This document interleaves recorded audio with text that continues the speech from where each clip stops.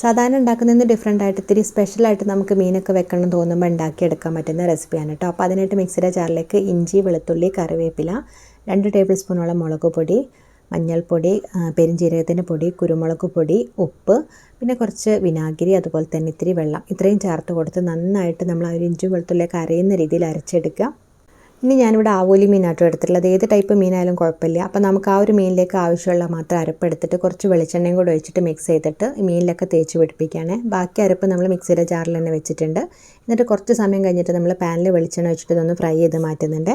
ഇനി ഒരു പാനിൽ നമ്മൾ കുറച്ച് വെളിച്ചെണ്ണ ഒഴിച്ചതിന് ശേഷം ഇഞ്ചി, വെളുത്തുള്ളി, പച്ചമുളക്, കറിവേപ്പില, സവാള, ഉപ്പും കൂടെ ചേർത്തൊന്ന് വഴറ്റിയെടുക്കുന്നുണ്ട്. പിന്നെ നമ്മൾ നേരത്തെ റെഡിയാക്കി ഉണ്ടായിരുന്ന ബാക്കിയുള്ള അരപ്പില്ലേ, ആ അരപ്പിലേക്ക് കുറച്ച് വെള്ളം കൂടെ ഒഴിച്ച് അതും കൂടെ ഒഴിച്ച് നന്നായിട്ടൊന്ന് വറ്റിച്ചെടുക്കുകയാണ് കേട്ടോ. അപ്പോൾ ചെറുതായിട്ട് ഒരു എണ്ണ തെളിയുന്ന സമയത്ത് നമ്മളിതിലേക്ക് തക്കാളിയും അതുപോലെ ഉലുവാപ്പൊടിയും കൂടെ ചേർത്ത് വറ്റിച്ചെടുക്കുകയാണ്.